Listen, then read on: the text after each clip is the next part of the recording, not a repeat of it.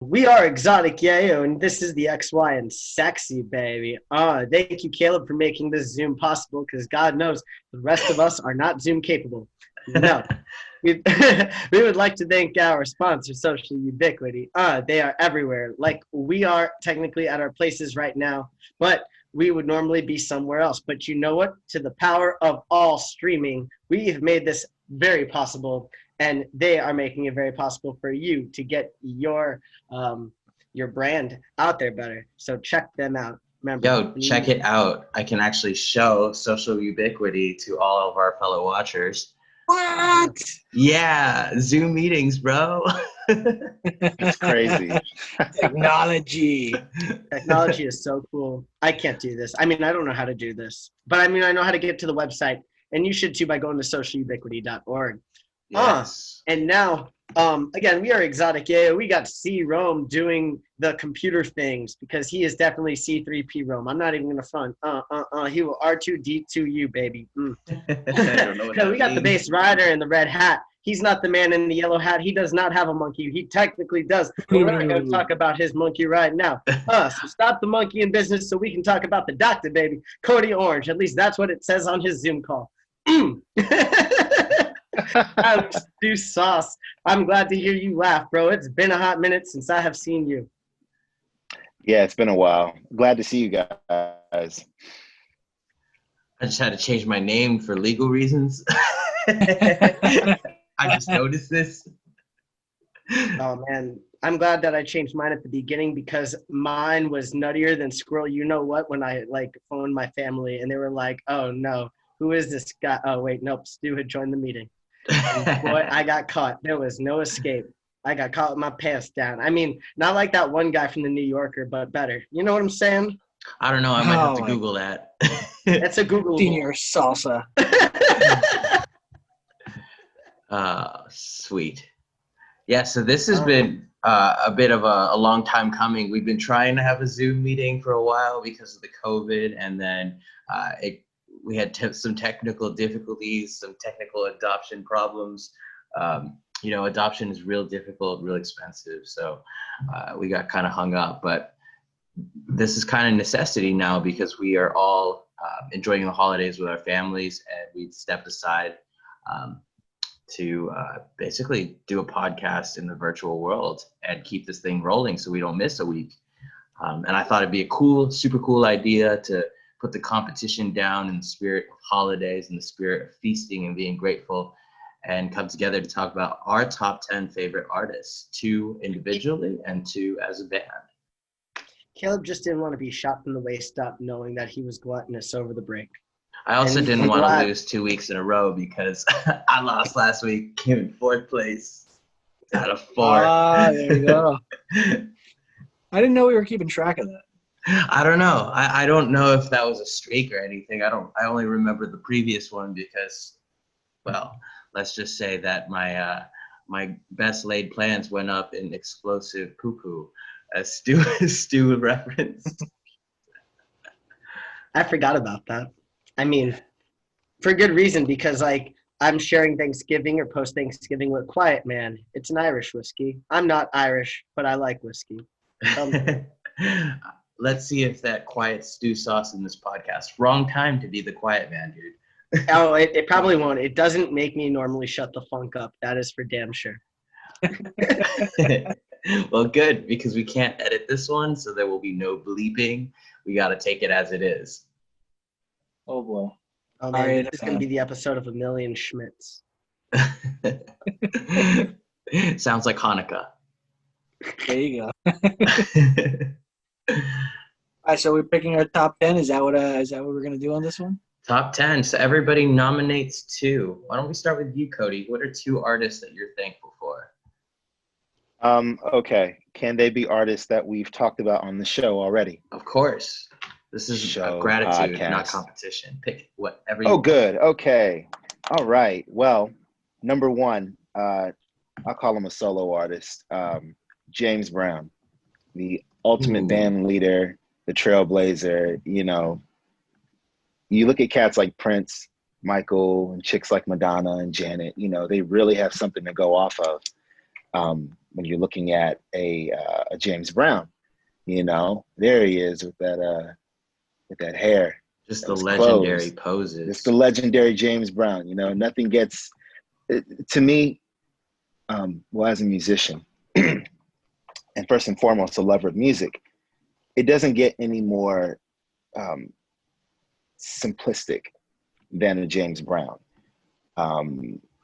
Let's take aside his, you know, the content of his music. You know, the guy's just a funk icon. You know, everyone loves funk. Everyone does. I can't name one person that doesn't. You know, he's just the greatest, in my opinion. And I think in what we do as a band, he's very much, I feel James Brown every time that we play. I don't know if that makes sense, but every time we get together and we play something, I think it just is because Stu is like a kind of a guy. He's got that grunt going on, you know? And I don't think it's weird. I think it's a very nice homage, you know? It's very, very respectful, you know? And James was just a bad man, you know? So James Brown, number one. Number two, I'll say Earth, Wind, and Fire. You know, you choose one solo artist and you choose a band. I don't think there's a better lead you can follow than an Earth, Wind, and Fire. I mean, there are dozens of other bands, legendary, you know. I'm talking about Maurice White, Verdine White, Philip Bailey, you know, Ralph Johnson, and their band of just the top cats that you can never name. You know, Larry Dunn on keyboards, Don Myrick, the late great Don Myrick on saxophone. They're just a great band. I think we talked about it on one of our previous episodes where we covered Earth, Wind, and Fire. Just how they keep a vision together. They are what a band should be. If bands are still a thing, I mean, we still are. So I like to think that each of us kind of keeps like our goals aligned with one another's, you know. It's a mantra that we have, Rod, you know it better than I do. I'm surprised you haven't said it yet, is that this train stops for no one, right? So right. I think that's been something that you kind of brought to my attention, into my psyche 5 years ago. And every time I think about it, I think of how bands from yesteryear, groups like an Earth, Wind, and Fire, you know, I like to think that they kept that same ideal going, which is this train stops for no one. So there you have it. James Brown and Earth, Wind, and Fire. Thanks. Well said. Well said. I can guarantee that all four of us are grateful for both of those artists. And what a pleasure to actually have Google Images up and see just how young they must have started to how long they've been able to carry this whole project. Yeah. Go to an old photo, you know, you see like 20 guys crammed into one. You know, yeah. I little pulled shot. up a bunch of these. There you go, you know. The soundtrack to Jesus Christ Superstar. There you go. I didn't realize that was them. That's not literal, guys. I don't want to confuse anyone. It's just kind of what it looks like. There's just like the 30 apostles in that picture, man. Thank God for all of them. Well, I think it was like, yeah, okay. You're right. Yeah. Listen, you called it. There were so many of those guys, and still today there's, well, pre-pandemic, but now there's like, 15 of them on stage now. So, hey, you know, they definitely kept that alive. So, yeah. A lot of pics of them here with Santana. I've not Oh, heard yeah? any of the crossover stuff, but Santana's in They're like contemporaries. Yeah. Very cool. I mean, Abracius is I don't know how you pronounce that one, but one of those classic Santana albums is really awesome, and I definitely see some crossover there. Maybe they didn't have the musicians crossed over, but stylistically, you know. Yeah. It was very magical.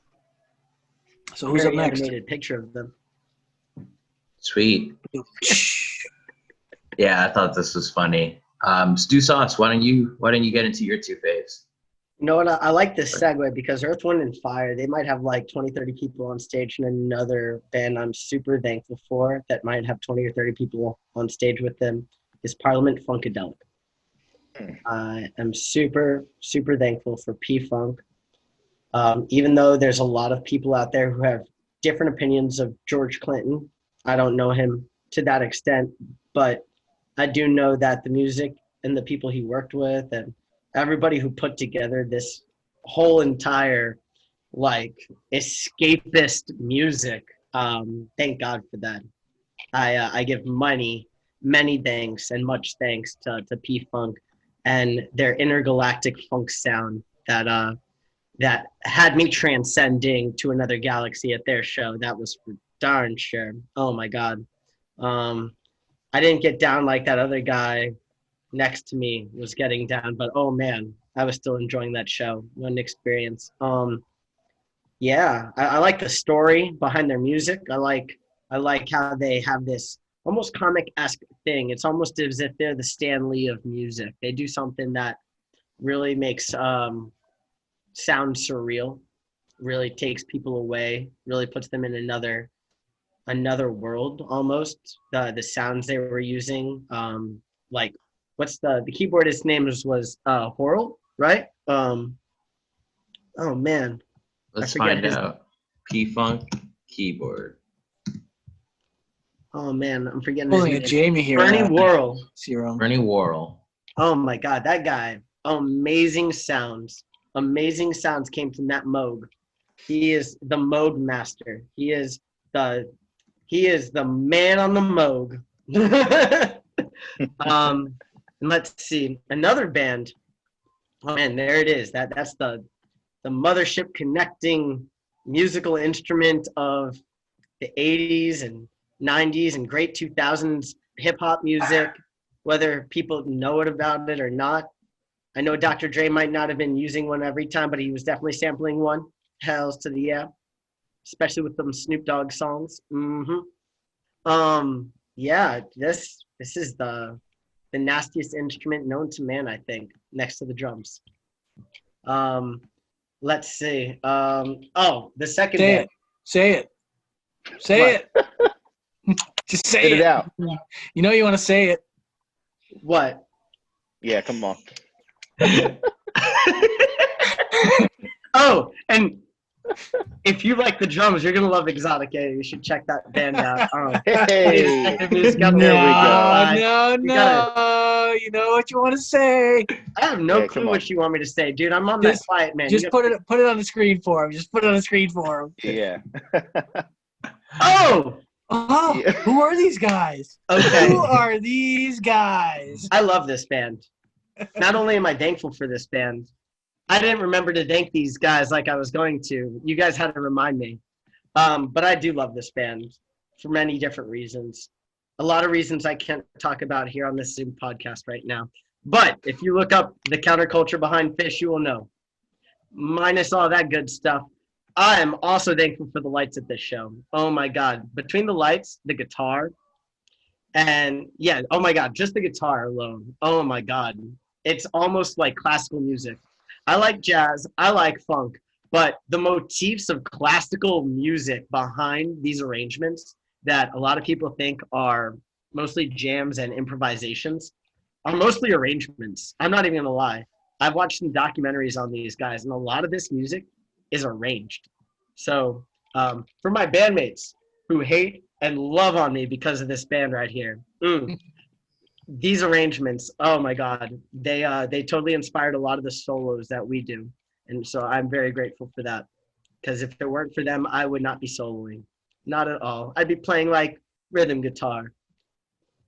Oh yes, just rhythm guitar. I would just be drum guy.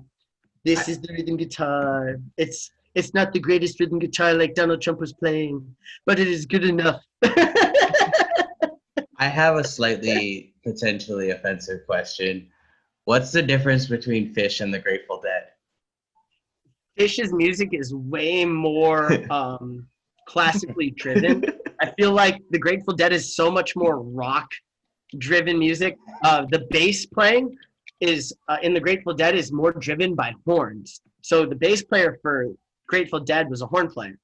The bass player for this band is, well, he plays with a pick. A lot of it's more driven, like bass music wise. Let's see. The drummer for the Grateful Dead. I don't know, man. I think both these guys are very in the pocket. I feel like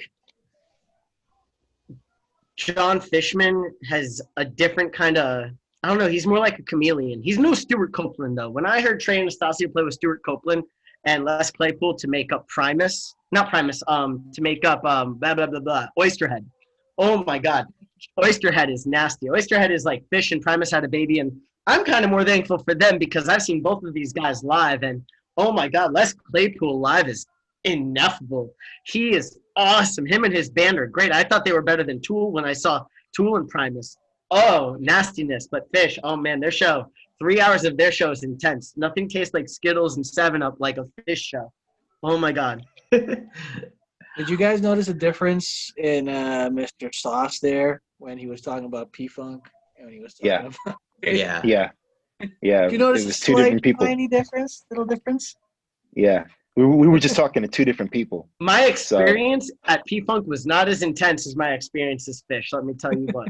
And for that, you're grateful. Similar kinds of experiences, though. Hells to the end. Yeah, we see some of your friends here. Is That's that guy on the far left That's who looks like he's going to eat the dog. I know that girl in the clothes. Close. Great.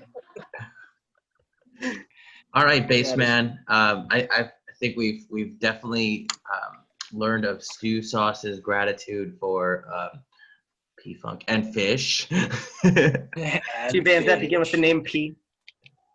But why don't you get into two groups or two artists that you're grateful for?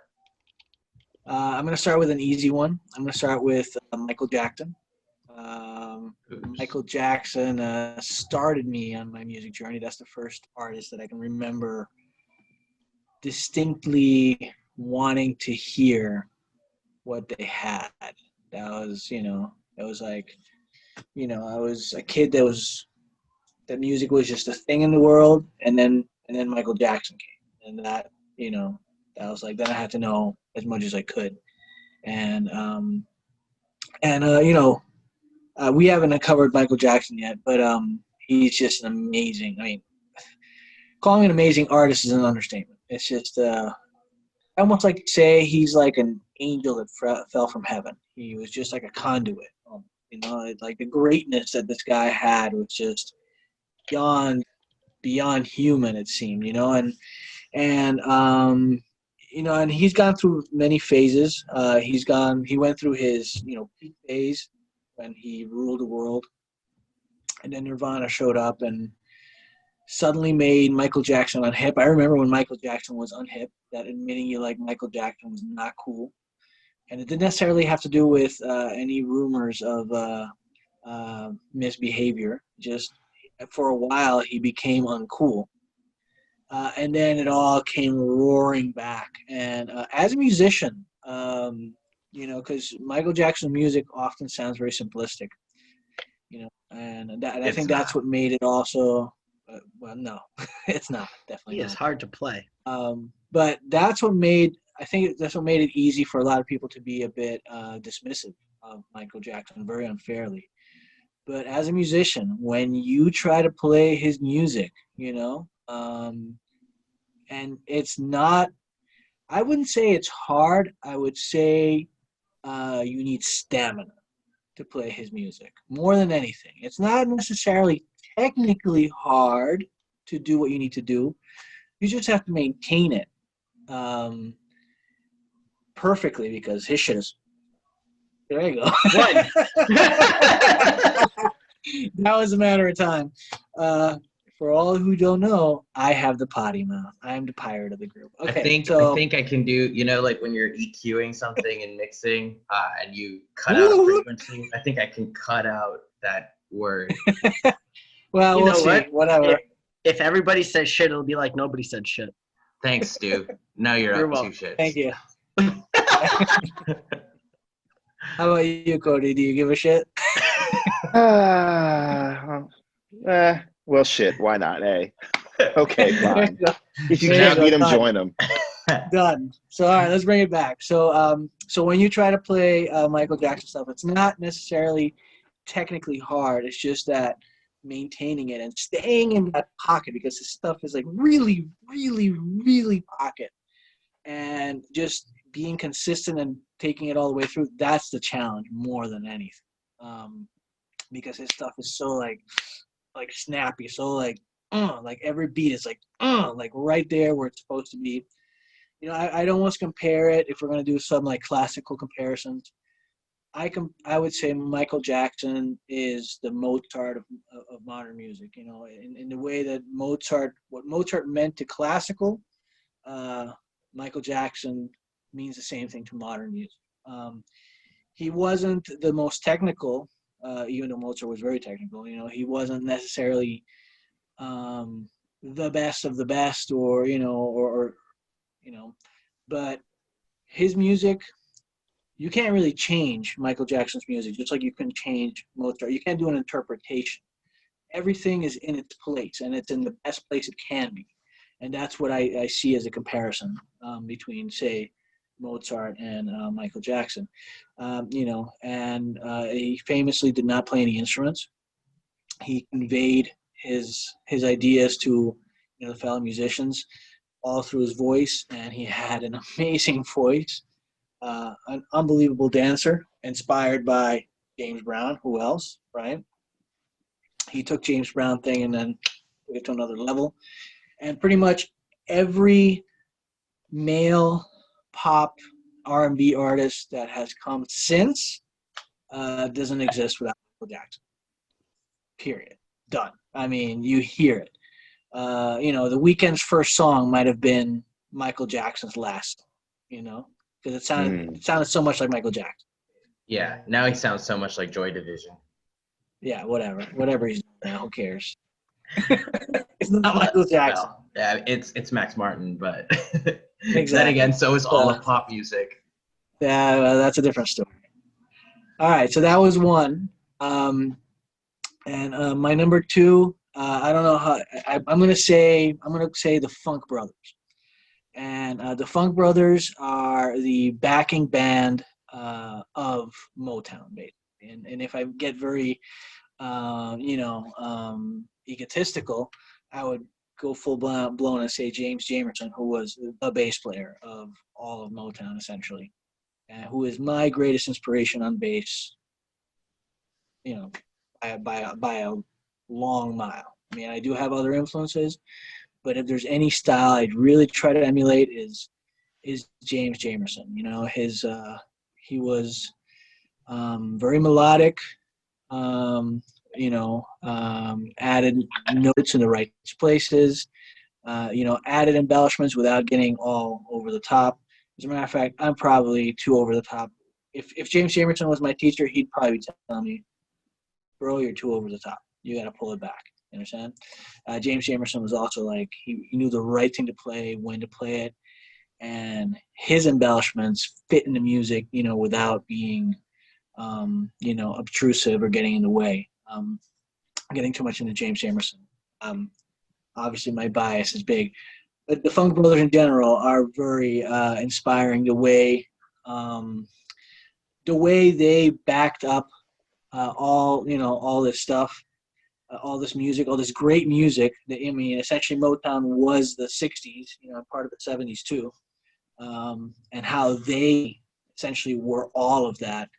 And actually, when I started, because you guys know, when we got together as a group, I had been actually out of music for a little bit, and my thought was to do a sort of Funk Brothers type of thing, you know what I'm saying, where we had this solid backing thing where we can, insert multiple artists, but instead we did the very cool Xotic Yeyo. So, but yeah, these are my two. Michael Jackson speaks for itself, understand, and the Funk Brothers, who maybe are less popular, but I'd say Motown is really what started the current pop movement we're in. music, I think you can definitely draw a line between pre-Motown and then post-Motown. Because after Motown came disco, after disco came, some of that new wave stuff in the 80s, into full-blown pop in the 90s, into what we're into now. All that, without Motown, none of that happened. So those are my two.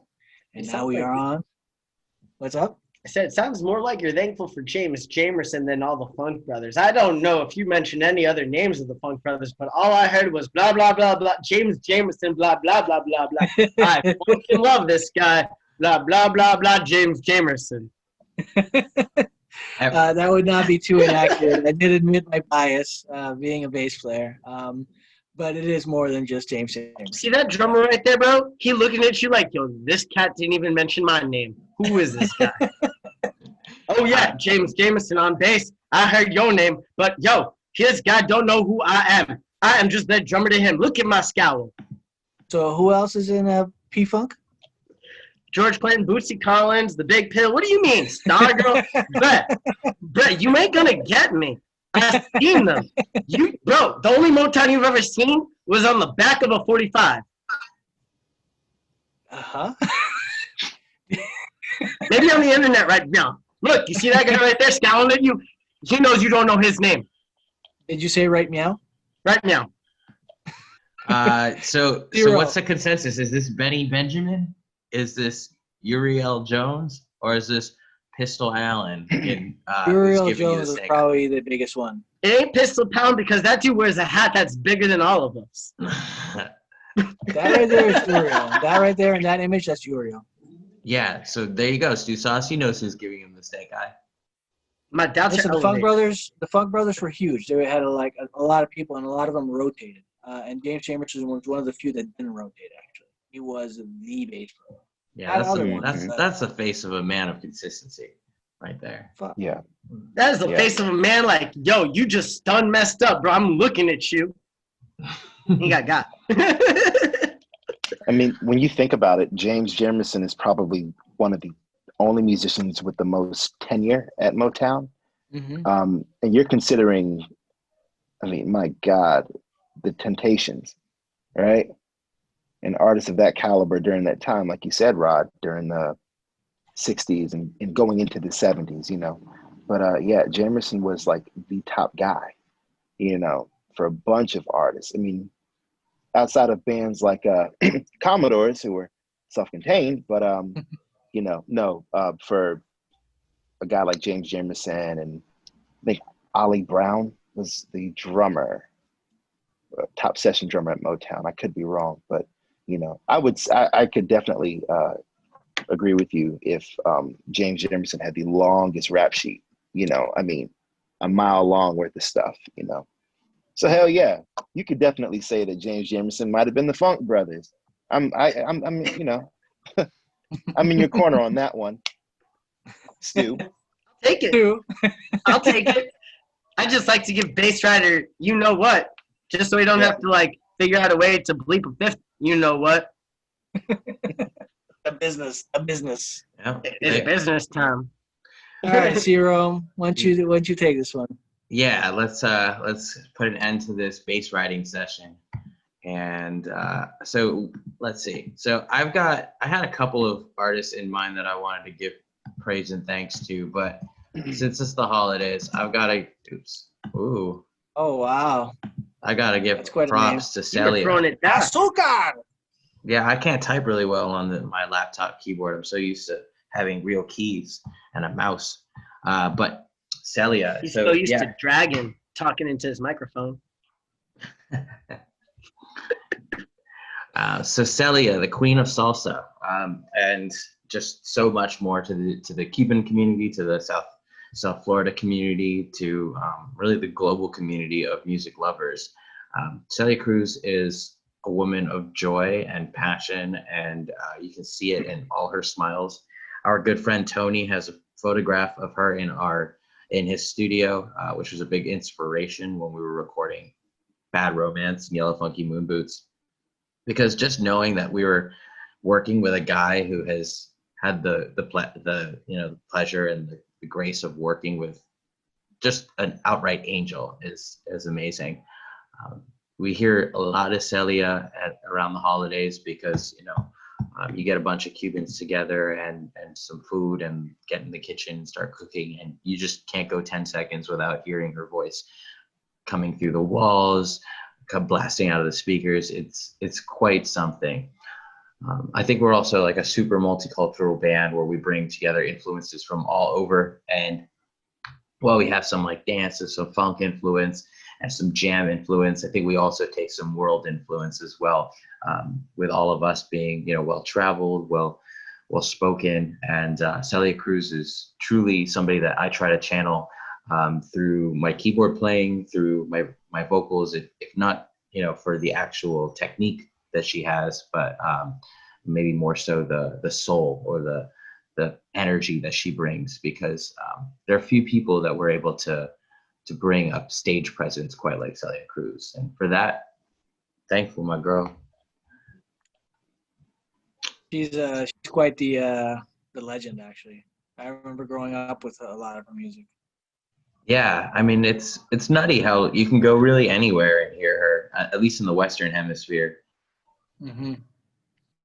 Definitely. Well, I like that you brought up her music and whatnot, because I remember when we first jammed with you, man, one of the funkiest things was when we were playing at Dada, and you were auditioning for our band at Dada, because that was the first time we brought you out. Like, me and you, we all met at Guitar Center, and you hit us up, and you were like, yeah, man, I'll come through, I'll check it out, and bam, we threw you under the bus with some, like, really cool Latin jazz kind of, like, standard kind of stuff, and I feel like that was what, like, won us over you, or won you over us, or whatever it is, because I feel like it's so rooted in South Florida to bust out, I want to say that Afro-Cuban vibe, that Yes. more Cuban music than anything else, because that is a really big root for Floridians. I mean, Cuba's only 90 miles away, and so for us to still taste these kind of roots out here is very apropos, and for someone like yourself to jump in the mix at the time, not knowing people of just based on the way everybody looks or the way everybody acts or talks or whatever it is, like knowing that we're all kind of rooted from the same multicultural energy is pretty wild. For us to bust out Latin music, for you to come in with that Latin music, for all of us to keep up and do the do is just pretty wicked, and for you to bring her up is really like a full circle kind of thing, that shows how well connected everybody is to this music, not just your choice in particular, but to this multicultural music. Yeah, man, I couldn't agree more. I think that was one of my favorite early memories of Xotic Yeyo, and it blew me away because I haven't been with three musicians that are capable of just jumping into a salsa bit in years. I mean, we could kind of approximate it in my high school jazz band, but we didn't have like a great band or program or investment in us like that at that degree. So like we were able to jump into Mambo number 5, and that's the closest I got. So what? It's 6, 8, 10, 12, however many years later. I can't do math. At least 8 years later, it's pretty sick to be able to jump in with all you guys and go from a pure like 4 on the floor dance groove straight into a Latin fusion type of track on the fly, having never played together before. So Celia was like definitely a huge introduction for me into music. Being 3-4 years old, my dad put something on. He's like, kids, you're gonna learn. This is the queen. But eventually I delved into music on my own, learned the piano, learned the guitar. And then I got to a point where, as you all know, I'm kind of a 9-to-5er, so to speak. It's really like 8 to 8er, but I have a kind of office job. And there was once a time where I thought this office job was going to keep me from ever making music. And I thought, I'm going to quit music. Personally, because at the time I was making this like theatrical progressive rock, you might say. and thought, wow, I'm such an alien. I'm making like prog rock for the theater that's like closer, rooted more in like pop music than it is in metal music like prog is supposed to be. So I was really lost, and I thought there's no way that like I can ever make music that anyone would relate to.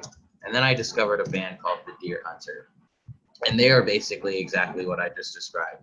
Progressive rock rooted in pop music, with just flush full of orchestral music, very classical, very like Debussy styles, very much like all sorts of like romantic era classical music all throughout their music.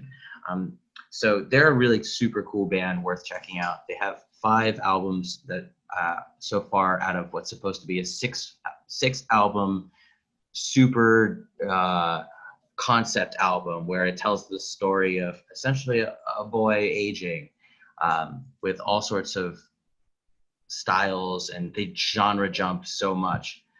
Casey Crescenzo, super grateful for him. He's the mastermind behind this.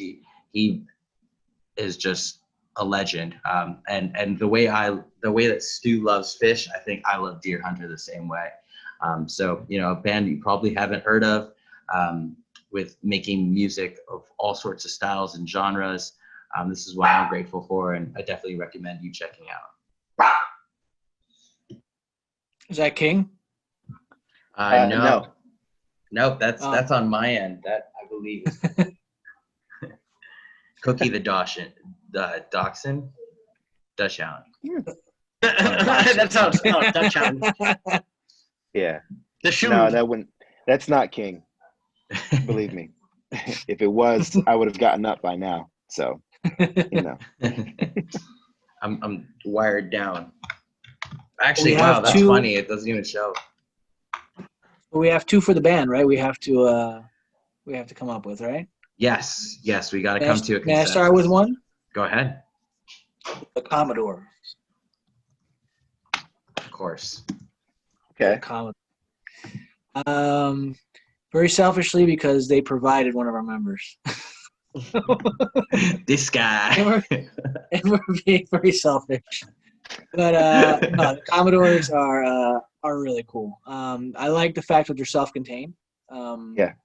I like that you brought that up, because we are self-contained. We are very self-contained. Yeah. I would almost argue we are the most self-contained band in the local scene here. I agree with you. Yeah. Yep. We do everything in house, everything. And we achieve a lot, and that's very inspiring. Seeing bands like the Commodores who did that. They also did great things, and a variety of things. Starting with Brick House, and it's a good question what their most popular song is. But Brick House definitely has a special place. It really has that funk feel. That really makes them a great band. But then they have things like Night Shift, and or Easy Like Sunday Morning, all these amazing ballads, and Converge is definitely one of those groups that I appreciated a long time before realizing that before attaching a name to the music, Mm-hmm. And to me, that's a hallmark of a great group. When their music is out there, it's in your ether, saying it's part of your world, and you can't associate it with a name necessarily, because you're just ignorant or whatever to it. Yeah. But then when you put it together, we do a lot of podcasts where we run down artists, and we nominate different artists, and not all of them know the artist, but then you run down the list of their famous songs, and you're like, oh my God, I didn't realize this is them too, and this is them too, and this is them too. And Commodores is definitely one of those groups. And they had several stages. They went through their initial hardcore funk stage into more of a poppy stage, or disco-y, then into pop, then into these ballads. They went full ballads, and they've run the gamut. I mean, look at that picture right there. That is like 80s. Oh yeah. So. Yeah. Oh God! Look at the leather pants. Oh look boy! at that. Yeah. That's so 80s. That is so. Look at those think- Jerry curls. Oh my god. And I think perfect. one of those guys, I think the guy in the red shirt, he still has those leather pants too. So yeah. Is that I don't know whack? if he. No, that's JD. I don't know if he can fit into him. Maybe he can, but No, wax the dude in the middle. yeah, in the middle with the little shoulder lean forward. Yeah. Like, Yeah. Did I tell you where my Yeah. room number is, baby? That's the look on his face. Look at that. I'll slip with my room key under your napkin. And this one's like, nothing's happening. Yeah. He's the great No. wingman. Yeah, that's Mylan. But That's the late no, these great. guys are great, man. Yeah, the late great Mylan Williams and that smaller guy that kind of looks like me a little bit. A little bit. A little bit. I know Yeah. where's that other guy that Stu thinks looks like you? Oh my God! Shut up. Wait. Now that you mention it. Oh He's my your other God, dad? You see dude. that picture here with the blue? The That picture was with a the blue? my bad moment, bro. My bad. They're all wearing white. That one right there. Click on that one, please, Zero. This one? Oh yes. The blue one, blue background. No, blue background, and they're all wearing white. Yes, that's it. Yeah. So Stu, pop quiz, Stu. Which I know part now. of these? I know now. The other one was scowling like bro always No, scowled, you don't have and I to- had to assume Nah, that face was nah. genetic, bro. I assumed the face was a genetic thing. I was No, wait a wrong. minute. Wait, time out. I thought Stu, me mugging the camera was a genetic thing, bro. Stu, I'm gonna ask you, which one looks like me?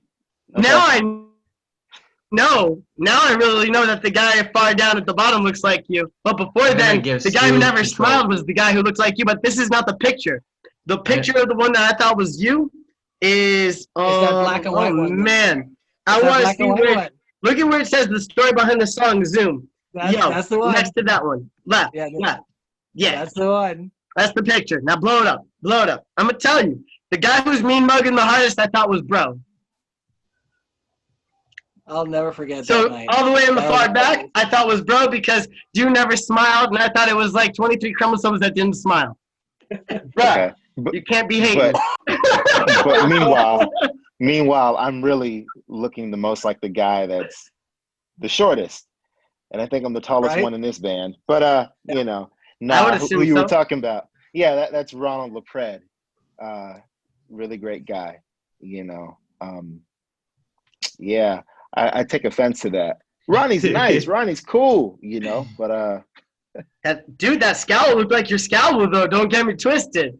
There it is. okay, wait, hold on. Let me help you. This is how this goes. Let me help you. This is how this goes. I was stupid, very stupid, Can't and spell, I will Thank never you. do that again. can't you. spell, can't It spell doesn't ma- I stupid doesn't studied without matter. cricket, so I might do it more than one occasion. Okay, so listen, he caught me at a time I was looking like. Yo, that was it. No, your scowl was harder, bro. You softened up the last 4 years. Cody, give It's us true, a scowl that for is the true. YouTube. Give us a scowl for the YouTube. Use it as a thumbnail. Hold that. I'm gonna screenshot that's it. that. Hold it. Oh. Hold it. Oh no. Puff out that chesticles. There we go. Look at this. Hold on. I know Bird Chest is not talking. Hold on, Bird Chest. I know you're not talking. Wait. Oh, my bird chest is smaller than your bird chest. Check this. Bigger than no, yeah.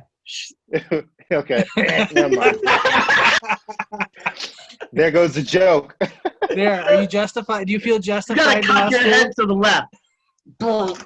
I'm gonna merge Yeah. that image with this image. Wait. Put that image onto the justified background. Yes. There you go. That's gonna happen. Oh, look at you. we're gonna take that justified out of there. Make this a square. It's gonna be great. Yeah. That'll be our next album cover. This is how you make content, people. Watch and learn from a master. You That's snip, right. then you tool it because someone was a tool to decide that, you know what, Cody looks like this guy, and that tool was me. That's right. Don't you forget it. I remember walking back to the table and I was like, I have a question for you. Yeah? which one of these is my dad? It's like, what? That one, obviously. Stu said this one. Yeah. Hold on. And then I remember because I was like running and tattletaling. I was like, no, but Stu said it looked like him, and it's not. He was wrong. And that's not true. Don't I look like him? Don't I look like him? Oh my God, Bro, I'm sure what happened was, yo, is Stu racist? No, he's just stupid. Pretty much. That's pretty much how it went down. I remember I laughed. I was like, I wish I could be as carelessly oblivious as Stu. I think I'm not gonna lie, I'm a carelessly oblivious guy, dude. I just don't know stuff. Those are facts. And a teacher at the same time somehow.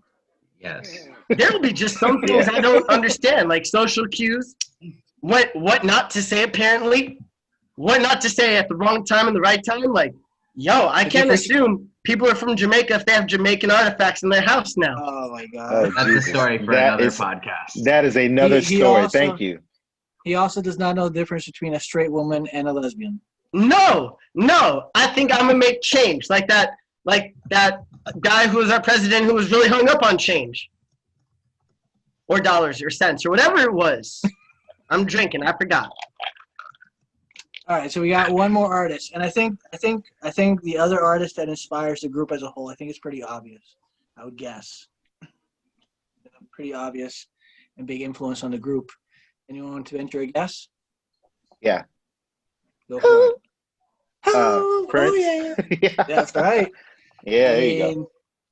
I'd say if we had to boil it down to one influence in general, if we were forced to pick just one, it would definitely be the Purple Man for sure.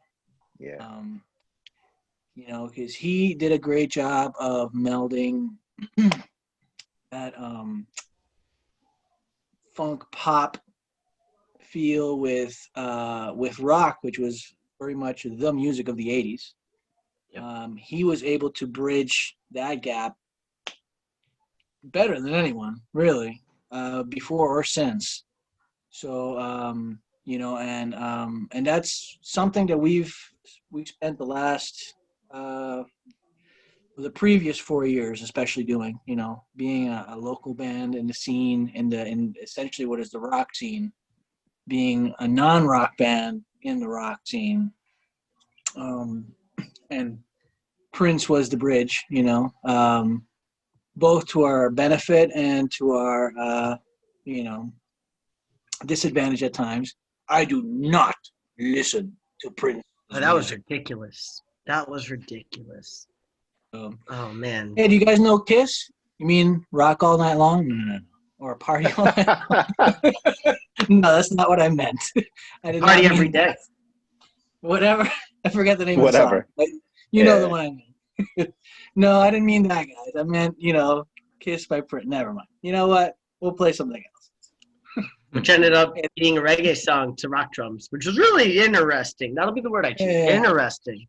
Yeah, that was. But anyway, that's also a story for a different time. Prince. I mean, we already did a podcast on Prince. We could do 4 more. The guy's so amazing. My favorite thing, and I think we mentioned this in the podcast we did on Prince, is that the George Harrison Rock and Roll Hall of Fame induction, and they were all up on stage, the While My Guitar Gently Weeps, with a bunch of guitar gods. We'll start from the lesser god, all the way to the higher gods. We'll start with Tom Petty. Who else was on there? Jeff Lynne was up there. A few other guys that were up there. Really good players. All doing their thing, all playing their solos, While My Guitar Gently Weeps. And there's Prince at the end of the stage with his red hat, and he just melted the whole stage and everyone on it, and the arena, or the auditorium they were in, and the TV and all that stuff. He melted all of that with his solo. And then he ends the whole thing by throwing his guitar up in the air and I swear to God, it never came down. And I never saw it come down. I've seen that video I don't know how many times. I always look to see who's catching that guitar. He throws his guitar up to the heavens, his favorite butterscotch telly, and it never comes back down. I mean, Prince was a legend. Huge influence to our band. Very, very cool. Yeah. Anyone else want to add to that? Okay. Speechless, man. You covered so much. Clearly, Prince is the legend that we're really trying to strive for, and hopefully one day Xotic Yeyo's name is remembered by a 20th of the people that Prince reached. Prince was just the guy. Yeah, indeed. And while we got 4 more minutes left, I would like to make an honorable mention. I would like to thank the guys in Xotic Yeyo because you guys inspire me as a musician. So I'd like to appreciate the crap out of you cats. Hells to the yeah. I mean, I know when we first started, it felt like every time we would practice, I would practice something different to get better and be like, oh, I got to make sure that these guys think that I'm good enough to stay in this thing. And I remember it wasn't like a competition thing, but it definitely was like me always trying to get better, mostly because we had a really kick-ass drummer, and he was like absurdly good, still absurdly good. Definitely keeps me on my toes, drummer guy. You. He kept mean mugging, so we weren't sure if he wanted to be in the band or not. Yeah. And the honest story and the truth is that I did not want to be in the band, but I was too far into it and I couldn't back out. So, I might as well stay. Well, we've been doing this for a while. Yeah. Well, after like the first 6-7 months, well, I guess I can't leave. I mean. Yeah. And this is the same face Rod gives you. It's like, you can't leave. Where will you go? Yeah. No. Rod goes, you can't leave. And Stu goes, yeah, where are you going to go? I'm like, okay, well, I guess I'm stuck. That's a good point. I know what you're saying, Stu. I felt the same way. I felt like, I remember when this started, I think we all challenged ourselves and each other. And it was, with each increasing week, I was like, oh, I better keep working on my chops. So I deserve to be in this really, really cool band that, we somehow put together. I did feel that way for the longest time. I remember hitting the South Florida music scene for the first time. We were doing the Oski shows, and we really should do one of these with Oski, honestly. But we were doing the Oski shows, and I remember we made quite a splash. People were a little unprepared for what we were. I remember people, bands didn't want to go up after us, which is always one of the biggest compliments you can have, and that happened more than once. It was really cool.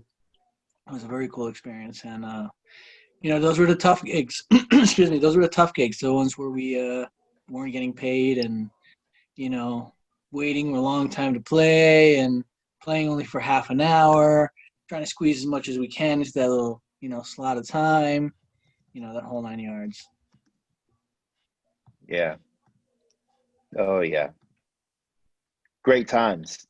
And you know what?